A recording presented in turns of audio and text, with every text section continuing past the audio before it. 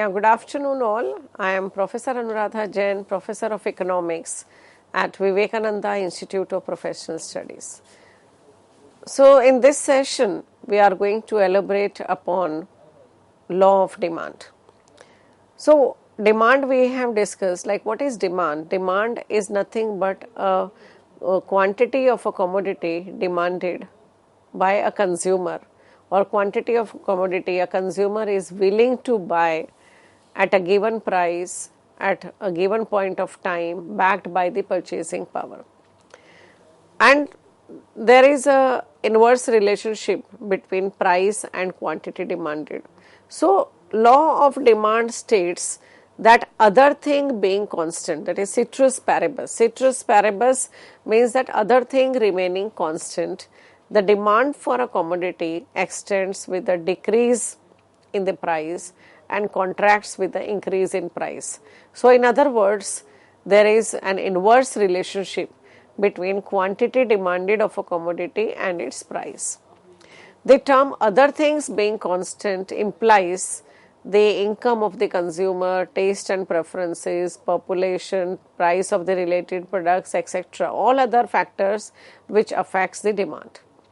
But this law of demand is based upon certain assumptions, because if these assumptions are not there or if they are not fulfilled, then law of demand may not exist, or inverse relationship between price and quantity demanded may not exist. So the assumptions of this law are based on that ceteris paribus, which we said, other things remaining constant. So first assumption is that taste and preferences of the consumer remain constant. It should remain same. It should not change, because if it changes, then might be possible that with more price, people may purchase more of that commodity. Another assumption is that the income of the consumer is constant, or there is no change in the income of the consumer, and price of the related products also are same and there is no change in them. Consumer do not expect any change in the price of the commodity in near future. Okay, so these are the assumption, and based on these assumptions, we can say that law of demand will exist, or there will be inverse relationship between price and quantity demanded. Now, if you see the explanation of the law of demand, the table here shows that when price of a commodity, say orange, is rupees 5 per unit, then the demand is 100 units in the market. But if the price falls to rupees 4, the demand increases to 200 units. Similarly, when the price declines to rupees 1, the demand increases to 600 units. Now, on the contrary, as the price increases from rupees 1, the demand continues to decline. So therefore, you can say that in the table also it is shown that there is inverse relationship between price and quantity demanded. And if you depict this same thing through the graph, then through the demand curve, then you will say the downward sloping demand curve, going from left to right, downward sloping, and which showing the inverse relationship between price and quantity demanded. Now, why there is inverse relationship? It's a big question. Like, why when price goes down, people purchase more of the commodity, or why there is inverse relationship between price and quantity demanded, or why demand curve slopes downward in case of normal goods. So there is inverse relationship between price and quantity demanded, which is based on different reasons. First is the law of diminishing marginal utility, because it's a human tendency that when they consume more of the same commodity, the additional utility derived by additional unit of a commodity goes down. Now, what is the reason behind this? Why additional utility goes down with the successive unit, additional unit we consume, and the additional utility keeps on diminishing? Because when you consume more of the same commodity, then obviously the satisfaction that you will derive by additional unit will not be same as what you have derived by consuming the previous unit. Like suppose for example, if you are hungry and you consume first chapati, the satisfaction that you will get by consuming first chapati will be the maximum. When you will consume the second one, the satisfaction will be lesser as comparative to the first one, and if you consume the third, utility will still diminish. And accordingly, for every additional unit to be purchased, the consumer is willing to pay less and less price. Why? Because the consumer is ready to pay the price not more than the utility which they derived. So price is always equal to less than or equal to the marginal utility. So if additional utility derived by additional unit of a commodity is less, if it is diminishing, so people will not purchase at the same price. So therefore more is purchased only when price of a commodity goes down. So therefore there is always inverse relationship between price and quantity demanded, because additional utility is going down, so therefore additional price which he is ready to pay will also be going down, and that shows the inverse relationship between price and quantity demanded. Another factor that leads to inverse relationship is the income effect. So income effect refers to the change in quantity demanded when real income of a buyer changes as a result of change in the price of the commodity. So change in the price of the commodity causes the change in the real income of the consumer.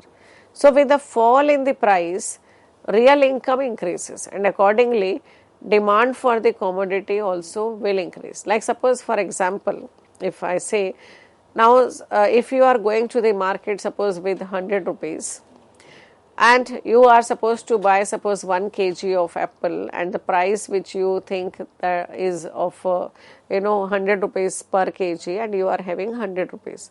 Now when you go to the market, you find that the price of the apple has gone down, and now it is 80 rupees per kg. So if 80 rupees per kg you are carrying 100 rupees, so you will feel that your real income has increased.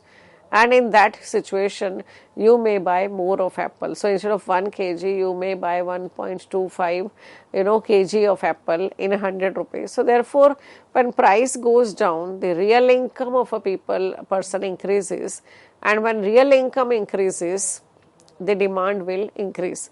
So therefore, there is inverse relationship between price and quantity demanded, and vice versa. Like if price increases, then the demand will go down because real income also goes down. So income effect will lead to inverse relationship between price and quantity demanded. Then third factor here is the substitution effect. Substitution effect refers to the substitution of one commodity for the other when it becomes relatively cheaper. So thus when price of a commodity X falls, it becomes cheaper in relation to commodity Y. So accordingly X is substituted for Y. Like suppose for example, if you are going to give party at home, and for that suppose you need 10 soft drinks, and you are planning to buy 5 Pepsi and 5 Coke for the party. But when you go to the market, and if you find that price of Pepsi has gone down as comparative to the price of Coke, then as a normal consumer, rational consumer, the tendency is that you will substitute here Coke to Pepsi, and you will buy more of Pepsi because the price of Pepsi has gone down.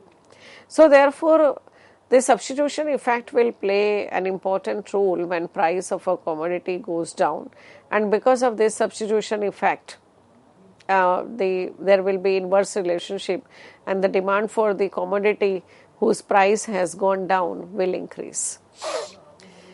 Another factor is size of the consumer group. So when price of a commodity falls, it attracts new buyer who now can afford to buy it.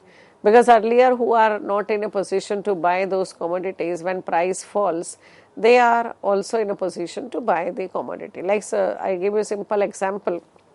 Now suppose if there is a discount, off season sale which is going on. So even middle income group, those who cannot afford to buy those branded product, Now they can go and buy if they are getting 50% discount, 40% discount, 30% discount. So therefore, price of a commodity and the demand for a commodity have inverse relationship because of the addition of the new consumer in the group. And vice versa also, if price increases, then people, those who are buying those commodity, also may not be able to afford those products and may not buy those products. Another factor is different uses. Many goods have alternative uses. Like suppose for example milk. Okay, it is used for making curd, it is used for making ghee, butter. Okay, so there are or sweets, there are various ways by which we can use this milk. So if price of milk reduces or it goes down, its uses will expand. Okay, and therefore the demand for milk will be more in the market. Similarly, like electricity also have different uses. Okay, people can use this for fan, for AC, for cooler. So if electricity charges are not very high, then people may use more of ACs, okay, or more of coolers. So therefore, because if a product has different uses, so change in price will lead to the change in demand. So if price is going down, so that same product will be used for other purposes also. Okay, so therefore there is inverse relationship between price and quantity demanded. So this was about like why demand curve slopes downward, or why there is inverse relationship between price and quantity demanded. So mainly it is based on law of diminishing marginal utility, then income effect, substitution effect, size of the consumer group, and also different uses of the product. Okay, so these are the main 5 reasons because of which there is inverse relationship between price and quantity demanded. Another topic which is related to the law of demand is exception to the law of demand. Now in certain cases, the demand curve slopes upward from left to right. That is, it has a positive slope, and under certain circumstances, consumer buy more when the price of a commodity rises and less when price of a commodity falls. So many causes are attributed to an upward sloping demand curve. So this type of demand curve is known as exception to the demand curve, because in normal situation with normal consumer, with normal commodities, the demand curve is always downward sloping. Okay, so if it is upward sloping and if it is showing a direct relationship between price and quantity demanded, then that is known as exception to the law of demand. Now, in what cases there are, or what are the exceptions to the law of demand? Now, first example is like articles of distinction. So the exception of first of all discussed by Veblen, and according to him, articles of distinction have more demand only if their prices are sufficiently high. Like suppose for example, if we talk about diamonds, if we talk about solitaire, okay, or because these are the products which are the status symbol, and these are the status symbol only because prices are very high. If price of these commodities goes down, then they will not at all remain the symbol of prestige, and demand will be less for them. So therefore articles of distinction always have high prices. Like diamond, jewelry, etc. have more demand because their prices are abnormally high. It is so because distinction is bestowed in diamond or jewelry, okay, by the society because of their being costly. Now if their prices fall, they will no longer be considered as article of distinction, and so their demand will go down. Another exception to the law of demand is the Giffen goods. A study of poor farmers of Ireland by Sir Giffen in the 19th century revealed that the major portion of their income was spent on potatoes and only a small amount was spent on meat. Okay, potatoes were cheap, but meat was very costly. And when the price of potatoes tend to increase, consumption of meat was curtailed to economies their expenditure, and as a result of this they saved money and spent more on potatoes to meet their food deficiency. So in this way, quantity purchase rises even when the price of potatoes rises. Okay, so that was again exception to the law of demand. Now, another example is like suppose the minimum monthly consumption of food grains by poor household is 20 kg bajra, which is considered to be the inferior product, 10 kg of rice that is considered as a superior product. The selling price of bajra is rupees 5 per kg and the rice is suppose 10 rupees per kg, and the household spends its total income of rupees 200 on purchase of these items. Okay. Now suppose the price of bajra rise to rupees 6 per kg. Then the household will be forced to reduce the consumption of rice by 5 kg and increase the quantity of bajra to 25 kg in order to meet the minimum monthly requirement of food grain of 30 kg. So they are balancing now because the price of bajra has increased, and so therefore they have to buy more because it's an inferior product. So they have to buy more, they have to reduce the consumption of rice to maintain the demand of a family. So that is again exception to the law of demand. Then third is highly essential good. Now in case of certain highly essential items such as life-saving drugs, people buy a fixed quantity at all possible price. Heart patients will buy the same quantity of medicine whether the price is high or low. So this response to price change is almost nil.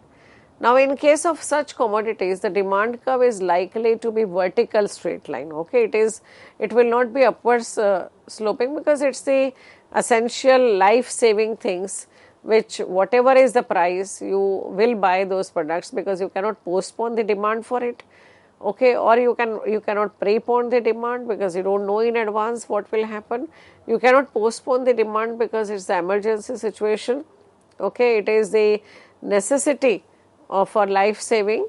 So therefore the demand for this type of product is proper, you can say that fully inelastic, perfectly inelastic. So it will be a vertical line, and at price OP1, here you can see the heart patient consumption demand is OD amount of medicine, and in spite of the price rise to OP1, OP2, the consumer buy the same quantity of the commodity.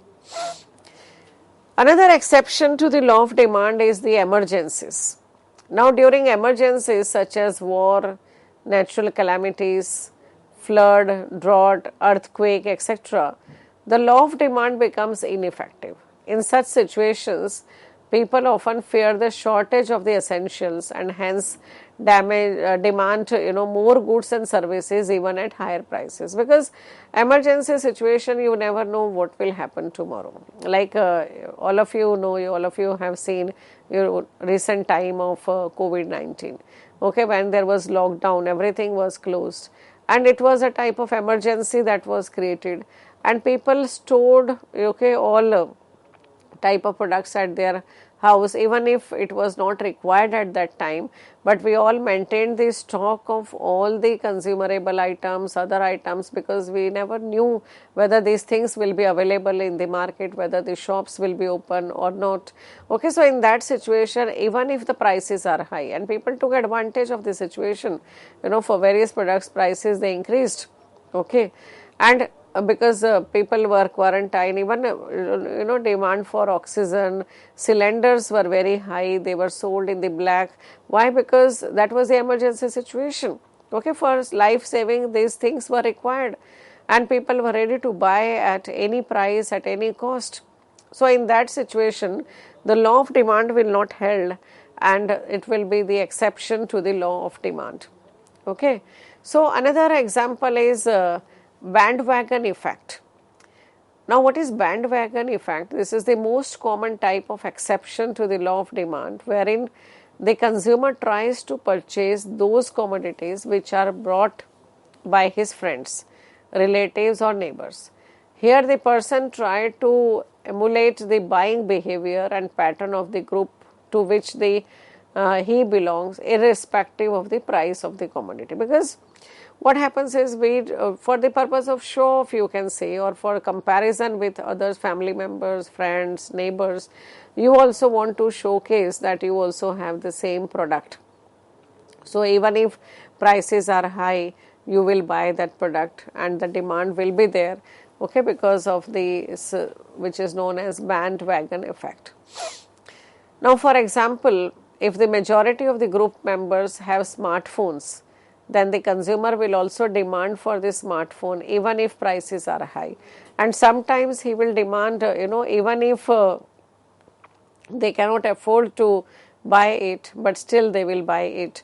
Why? Because all their friend circles or all other family members or neighbors, okay, or colleagues have the same, so you will also would like to have the same. Now, another topic related to this law of demand is change in quantity demanded and change in demand, because there can be the change in demand because of the other factors other than price, or we can say change in quantity demanded when there is change in demand because of the change in the price of the commodity itself. So, in economics, the term change in quantity demanded and change in demand are two different concepts here.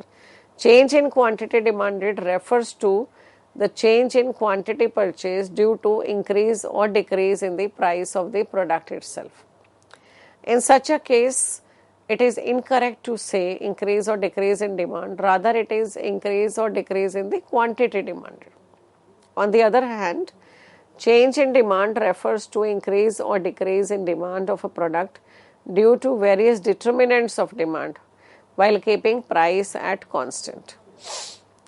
The variation in the quantities demanded of a product which changes in its price while other factors are at constant are termed as expansion or contraction of demand. So, expansion or contraction refers to the period when quantity demanded is more because of the fall in the price of the commodity. However, contraction of the demand takes place when price of the the quantity demanded is less due to the rise in the price of the commodity. Now, for example, consumer would reduce the consumption of milk in case the price of milk increases and vice versa. So, expansion and contraction are represented by the movement along the same demand curve.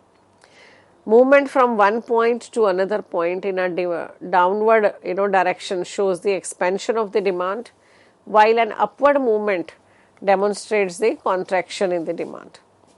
Similarly, there is a concept of increase and decrease in demand. So, increase and decrease in demand are referred to change in demand due to change in various other factors other than demand. Okay, so like suppose if there is change in income of a consumer, change in the taste and preferences of the consumer, then there will be, that is known as the change in demand. So, increase and decrease in demand is represented as the shift in the demand curve. In the graphical representation of the demand curve, the shifting of demand is demonstrated as the movement from one demand curve to another demand curve. In case of increase in demand, the demand curve shifts to the right, while in case of decrease in demand, it shifts to the leftward shift and it will shift to the left side of the demand. So, in this you can say that change in demand and movement along the same demand curve which we have discussed. Okay, so if like suppose for example if the income of a person increases, so at the same price a person can demand more because of the increase in the income. So, demand curve will shift to the right. Similarly, if income goes down, so person will demand less at the same price also. So, the demand curve will shift leftward. So, that was the overall concept related to the law of demand.